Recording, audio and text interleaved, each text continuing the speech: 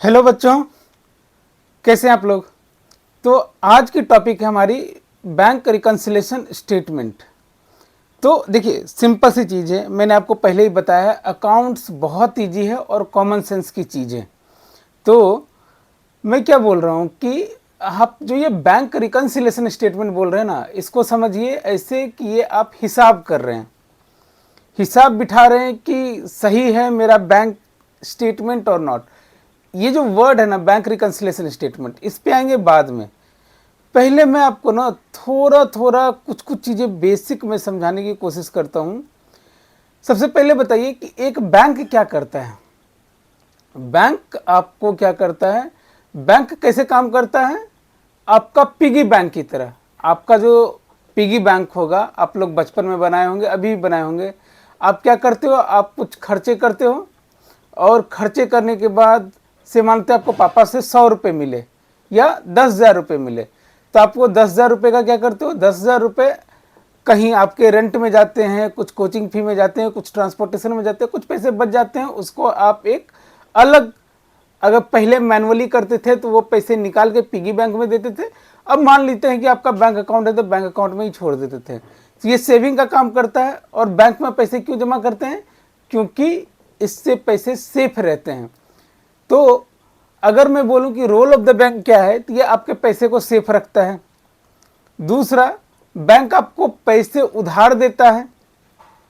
तीसरा, आजकल, पहले नहीं हुआ करता था लेकिन आजकल आप हर चीज़ यूपीआई के थ्रू कर सकते हैं, चाहे फंड ट्रांसफ़र हो, चाहे मोबाइल बिल का पेमेंट हो, चाहे आपका मूवी देखने जाना हो, मूवी टिकट खरीदना हो, आपको एटीएम कार्ड यूज करना हो। तो ये सारी चीज़ें फैसिलिटेशन आपको कौन सी देती है, बैंक।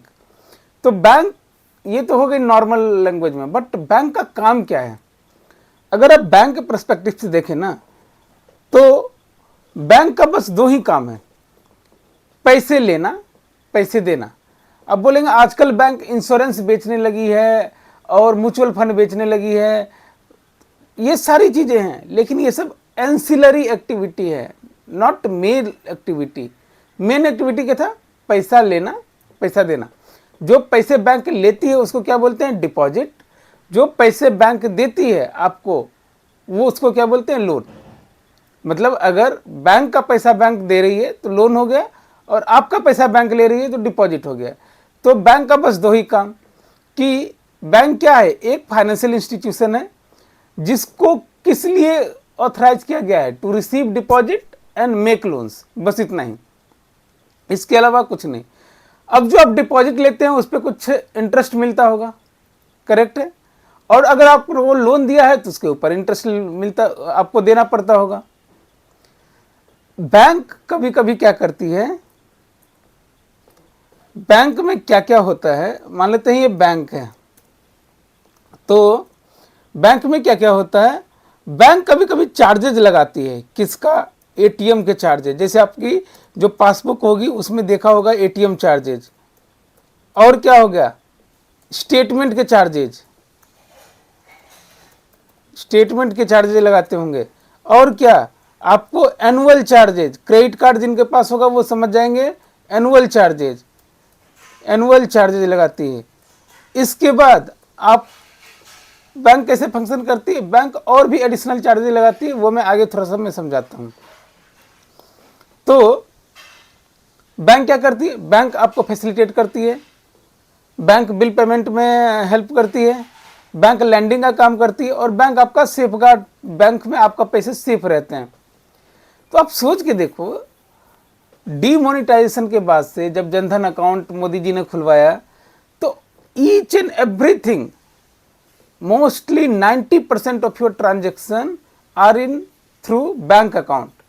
आप सोच के देखो, आप कहीं पे पान खाने जाते हो, पान नहीं खाना है, पानी पूरी खाने जाते हो, 10 रुपए का हुआ, आप पेटीएम करते हो या फिर फ़ोन पे करते हो या यूपीआई करते हो। आज यूपीआई के बहुत सारे साधन हैं, फ़ोन पे, पेटीएम, भीम, बहुत सारे।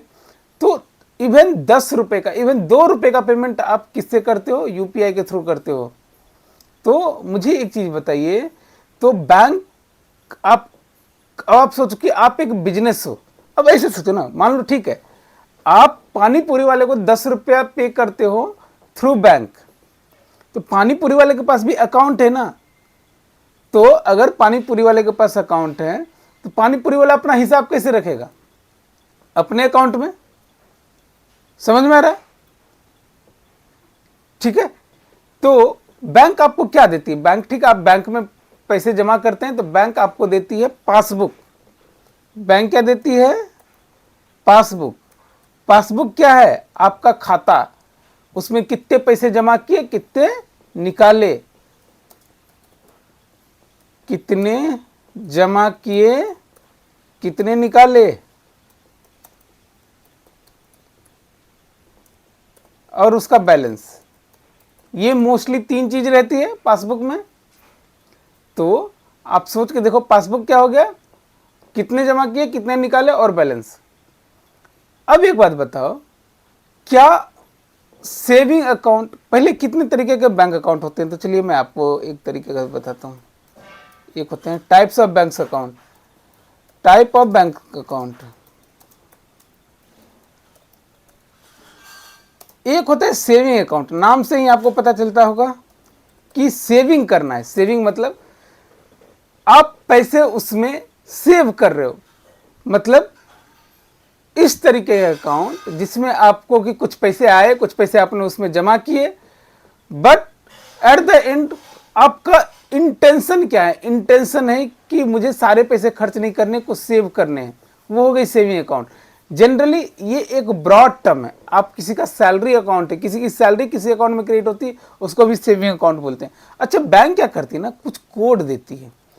ठीक है, से मानते हैं कुछ कोड है, SB, CA, ठीक है, TD, ठीक है, TDD, ठीक है, RD, ठीक है, इस तरीके से कोड दे देती है। क्यों? बताने के लिए कि ये सेविंग अकाउंट। सेविंग अकाउंट का क्या फीचर होना चाहिए? सेविंग क्या आपका बहुत ज़्यादा यूज होगा? नहीं, मोस्टली नहीं। मैं क्यों मोस्टली बोल रहा हूँ? हो सकता है यूज होगा, किसी के सेविंग अकाउंट में 50 करोड़ रुपए पड़े हों, लेकिन जिसके सेविंग अकाउंट में 50 करोड़ होंगे ना, वो आदमी भी 500 करोड़ का होगा। तो रिलेटिवली जो है सेविंग अकाउंट, तो सोच के देखो कि सेविंग अकाउंट में क्या करते होंगे। सेविंग अकाउंट में रिलेटिवली डिपॉजिट्स जो है वो छोटे होते होंगे। रिलेटिवली का क्या मतलब? वो छोटा जब भी बोल रहा हूं तो ये कंपैरेटिव है, ना कि एब्सोल्यूट। अब सपोज कीजिए कि आपके सेविंग अकाउंट में कितना बैलेंस होगा? आपके मम्मी पापा के सेविंग अकाउंट में 5 लाख, 10 लाख, 15 लाख, 20 लाख, 50 लाख, 1 करोड़, 2 करोड़, 5 करोड़। ठीक है, वो 5 करोड़ रुपए कैसे जमा किए होंगे? ओवर द ईयर थोड़े थोड़े पैसे जमा करके। अब हो सकता है किसी के सेविंग अकाउंट में 500 करोड़ है, लेकिन जिसके अकाउंट में 500 करोड़ होगा ना, उसका वर्ष भी 50,000 करोड़ का होगा। तो सेविंग अकाउंट रिलेटिवली आपके छोटे अकाउंट होते हैं। दूसरा कौन सा अकाउंट हुआ? Current account. अब बताओ सैलरी अकाउंट क्या है? सेविंग अकाउंट है।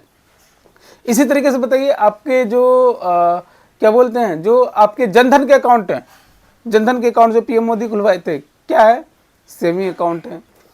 आप सोच के देखो, आप जो खुद का अकाउंट, स्टूडेंट अकाउंट खुलवाते होंगे जीरो बैलेंस पे, वो क्या है? सेविंग अकाउंट है। आप नॉर्मल अकाउंट जो खुलवाते हैं वो क्या है? सेविंग अकाउंट है।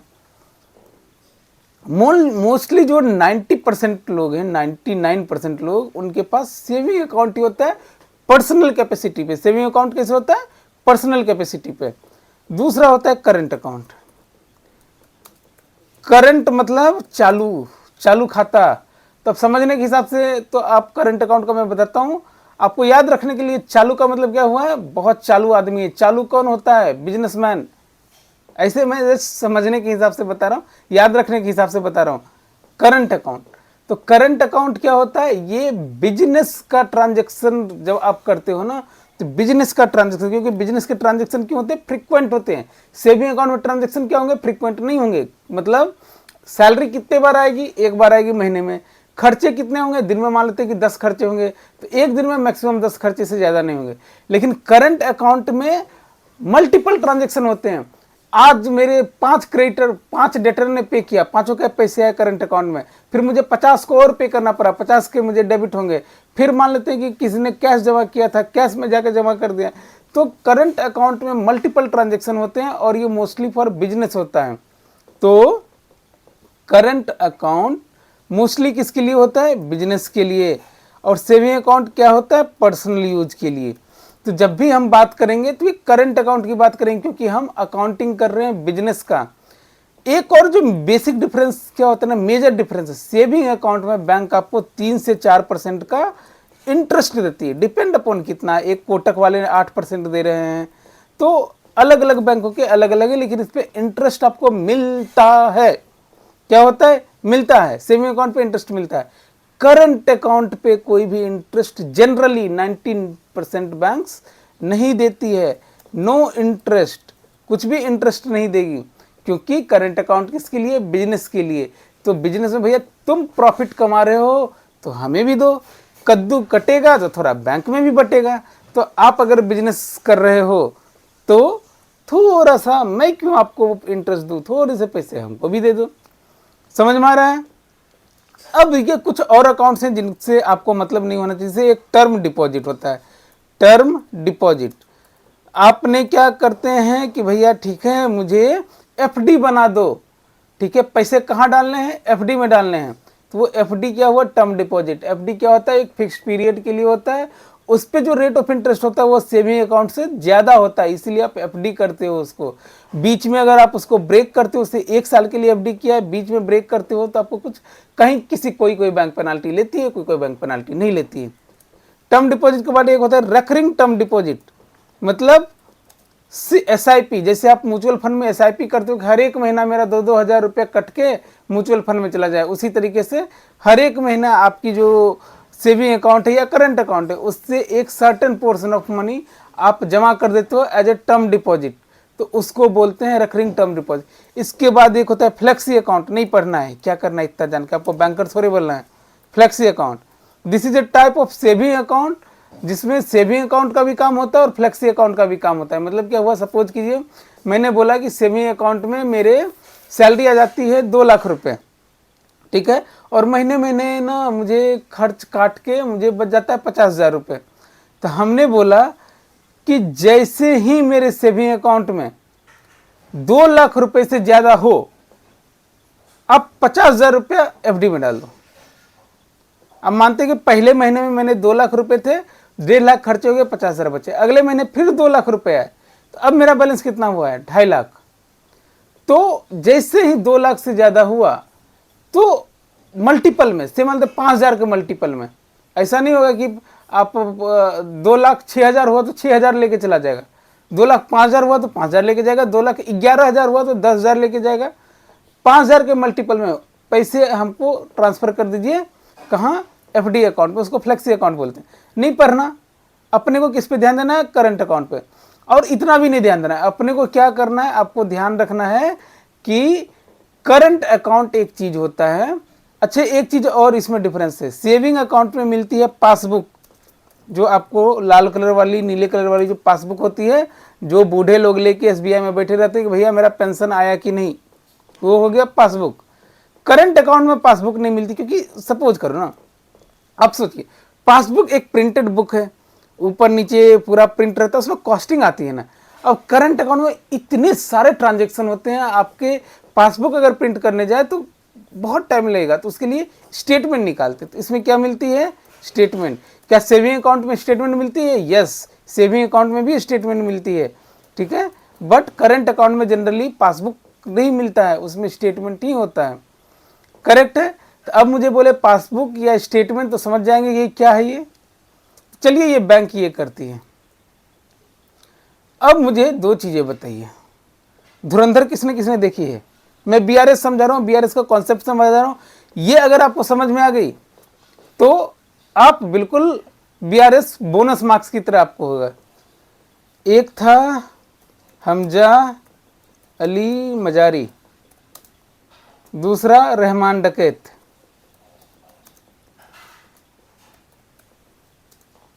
ठीक है, एक है हमजा अली मजारी, दूसरा रहमान डकैत। हमजा अली मजारी के पास क्या क्या ये थे, गुण थे? तो ये था ट्रेंड फाइटर। ठीक है। और क्या था? इंडियन। रहमान डकैत क्या था? ल्यारी का राजा, करेक्ट है। और ये क्या था? ये बलोच लिबरेशन आर्मी का करीबी था। और क्या था? आईएसआई के नजदीक था, आईएसआई लिंक्ड। और क्या था रहमान डकैत? और पॉपुलर था। कहाँ? ल्यारी में। ओके। तो अब मुझे बताओ, अब हमजा अली मजारी की मम्मी बोलती होगी या क्या, अरे तुमको रहमान डकैत की तरह बनना है। क्या बोली हमजा अली मजारी की मम्मी? कि आपको रहमान डकैत की तरह बनना है। तो बोला अच्छा रहमान डकैत की तरह बनना है, तो क्या करेंगे? क्या करेंगे बताइए। ये भी ट्रेंड फाइटर था।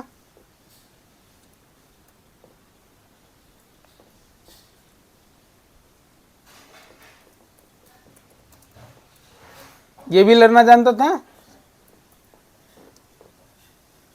तो मुझे बताओ, हमजा अली मजारी और ये बलोच का करीबी था और ये बलोच भी था, ठीक है।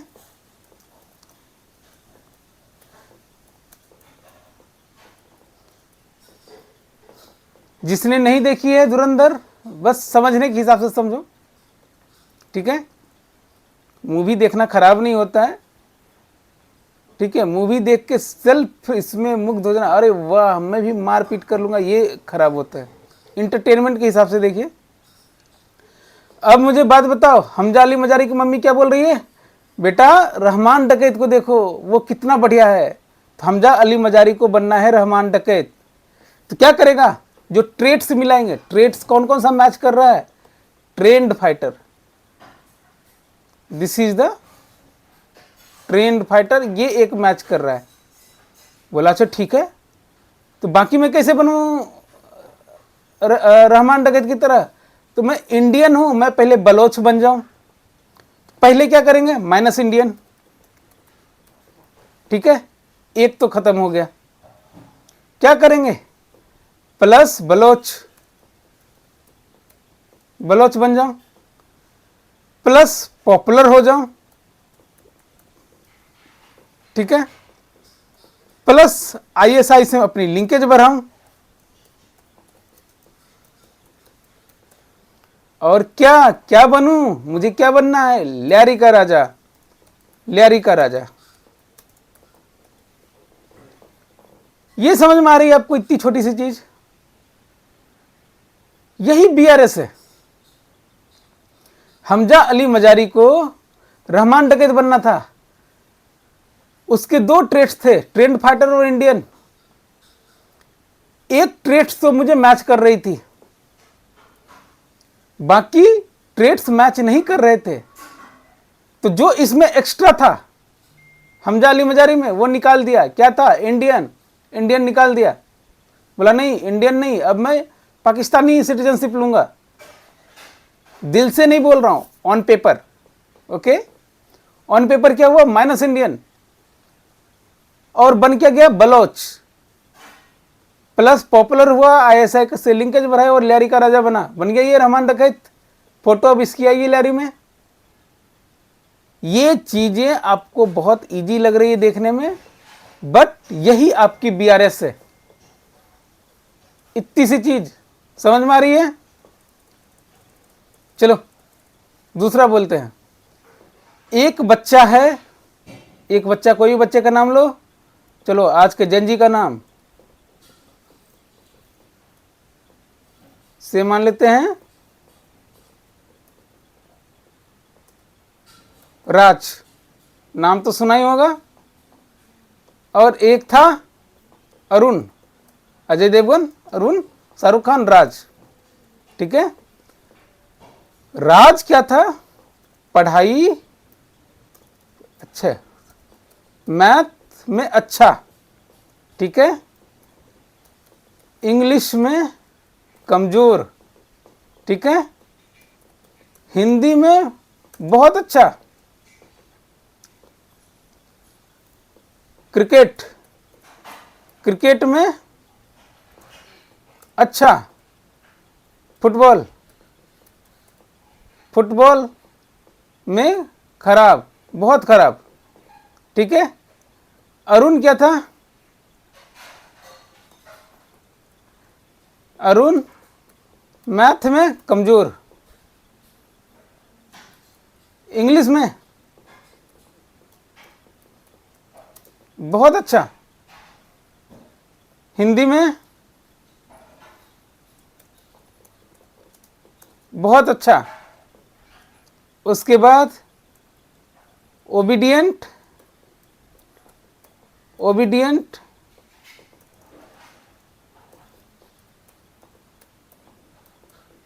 ओबीडियंट, क्या हो गया भाई? ओबीडियंट, बहुत ज़्यादा।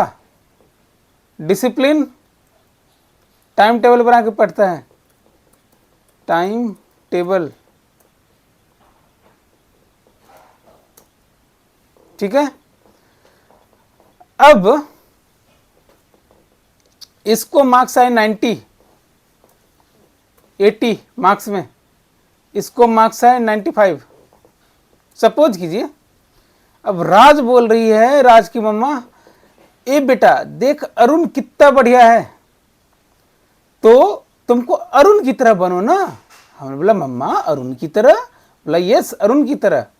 हमने बोला ठीक है मम्मा अभी बनते हैं। कैसे बनेंगे अरुण की तरह? कौन कौन से मैथ में बताओ? मैथ में क्या था? मैथ में अच्छा था, मैथ में क्या बना? खराब, माइनस।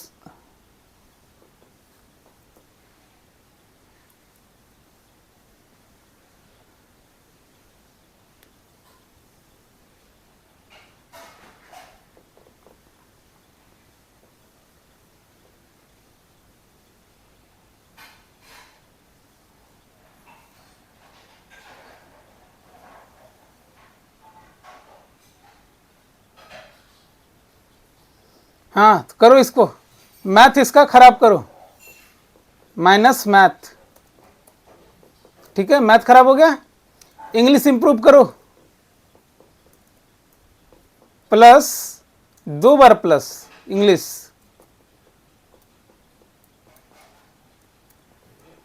और क्या करो? हिंदी ठीक ही है, हिंदी में कुछ नहीं करना।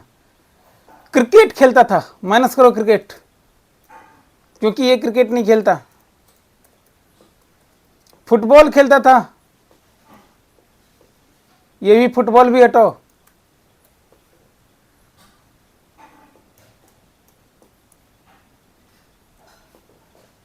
माइनस करो फुटबॉल। ठीक है, और क्या करो? ओबीडियंट बनो, प्लस करो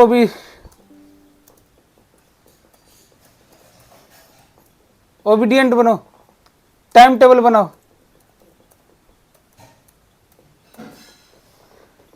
इतना करने के बाद क्या राज अरुण बन गया? बिल्कुल ट्रू कॉपी कर लिया, मुझे कॉपी करता है, कर लिया ना? ये समझ में आ रही है आपको? This is called BRS. ठीक है, अब अरुण को राज की तरह बनना है, मैथ इसका प्लस करो। अगर अरुण को राज की तरह बनना है, मैथ प्लस करो। इंग्लिश हटाओ, इंग्लिश में माइनस करो। क्यों? क्योंकि इंग्लिश कमजोर है उनकी। हिंदी ठीक है, ये दोनों जो फालतू के ट्रेड्स हैं इसको माइनस करो।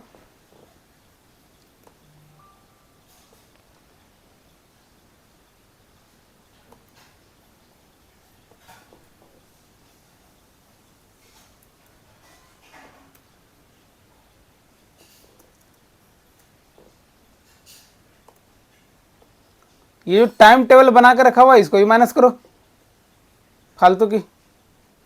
ये नहीं चाहिए, अपने को बनना है राज। नाम तो सुना ही होगा, शकल तो देखा ही होगा।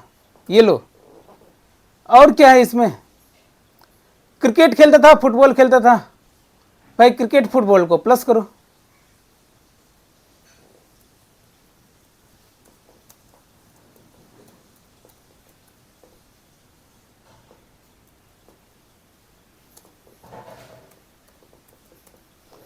अरुण राज बन गया, पहले राज अरुण बना था, अब अरुण राज बन गया। चाहे राज अरुण बने या अरुण राज बने, दोनों की मां खुश हो जाएगी कि हम दोनों का बेटा एकदम बिल्कुल भाई भाई लगता है। तो ये भाई भाई लगने की तरीके हो गए। समझ में आ रही है चीजें, समझ में आ रही है। तो अगर मैं इस दोनों एग्जाम्पल से इतना सा सेट करूं, दो हो गया। एक सोर्स किसको बनना है, राज को बनना है, किसके तरह, टारगेट की तरह, अरुण की तरह। राज, ये क्या हुआ, राज, टारगेट क्या हुआ, श्याम, नहीं अरुण। ठीक है, बताओ भाई, सोर्स में जो एक्स्ट्रा है, जो मैं बोल रहा हूं, अगर मैं सोर्स से टारगेट की तरफ चलूं तो ये लाइन बस आपको रटनी है। रटनी क्या है, समझनी है। सोर्स में जो एक्स्ट्रा है मारो गोली, मतलब घटाओ।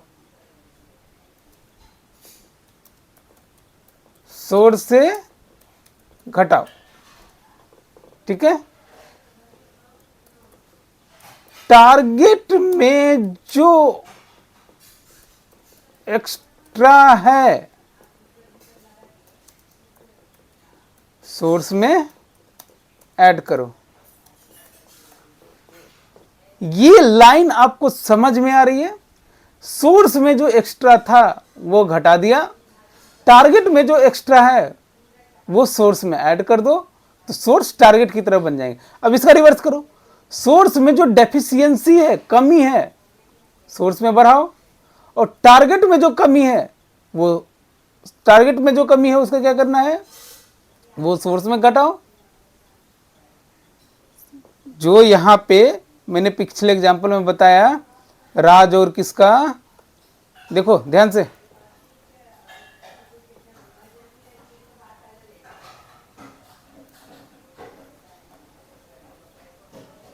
This was example. मतलब राज को बनना था अरुण, तो राज में जो कमी थी, राज में क्या कमी थी कि वह ओबीडियंट नहीं था, उसको ऐड किया। यहां लिखता हूं,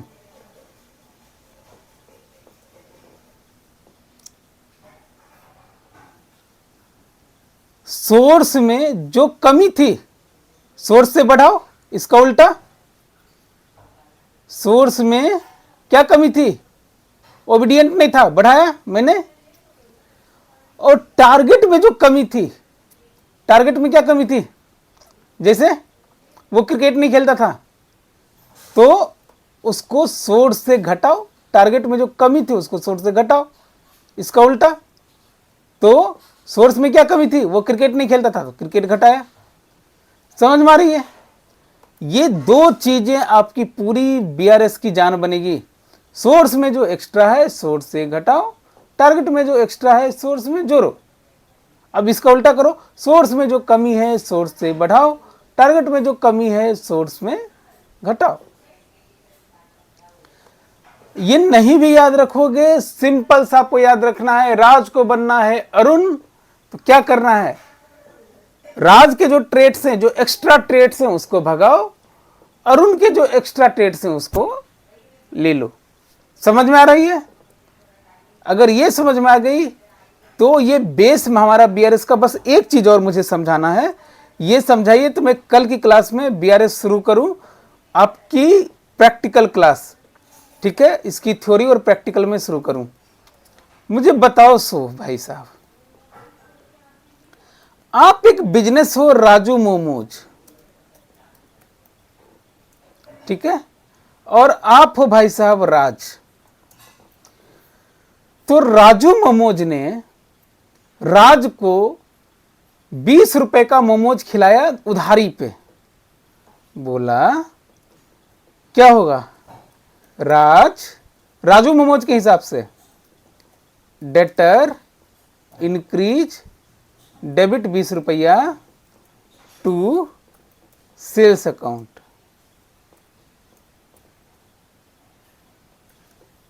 ठीक है,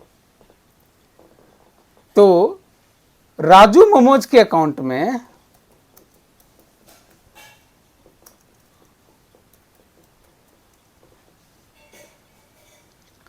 अगर मैं राजू मोमोज का लेजर बनाऊंगा कैसे आएगा बताइए तो जरा। राजू मोमोज के यहां में राज का अकाउंट बनाता हूं तो क्या आएगा? टू सेल्स कितने से? 20 रुपए से बाय बैलेंस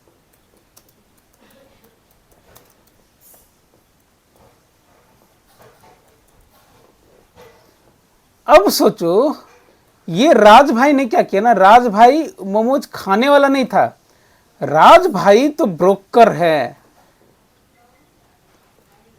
चलो ठीक है, मान लो राज भाई ने खाया, उनके लिए खर्चा है। ये किसका बुक्स है? बुक्स ऑफ राजू मोमोज, मतलब राजू मोमोज के मुंशी का, राजू मोमोज के मुंशी जी ने लिखा ये। तो भाई एक बात बताओ, ठीक है ये तो राजू मोमोज के मुंशी के पास राज का अकाउंट है, लेकिन राज भी तो अपना हिसाब रखता होगा, उसको कितने पैसे देने हैं। करेक्ट है? तो बुक्स ऑफ राज के मुंशी ने क्या लिखेंगे मुझे बताओ। वो कैसे लेजर की एंट्री करेंगे? ये करेंगे कि भैया मेरा तो एक्सपेंस हो गया, अकाउंट डेबिट 20 रुपया। क्रेडिटर कौन बना? राजू मोमोज।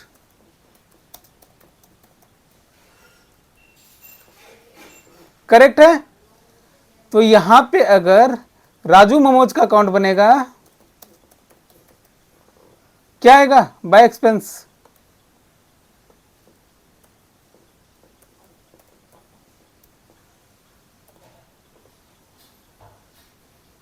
ठीक है, ट्रू बैलेंस।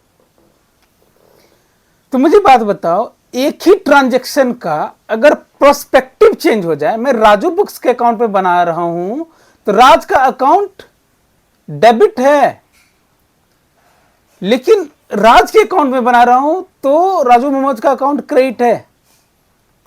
करेक्ट है? अब आप सोचो, आपने पैसे बैंक में जमा किए, bank account debit to cash account, कितना मानते हैं? 1000 रुपए। आप बिजनेस हो, आपने जमा किए तो आपके लिए क्या वो एसेट है? यस। तो इसका बैलेंस क्या होगा? Debit balance. तो आपके बुक्स में बैंक डेबिट बैलेंस होगा।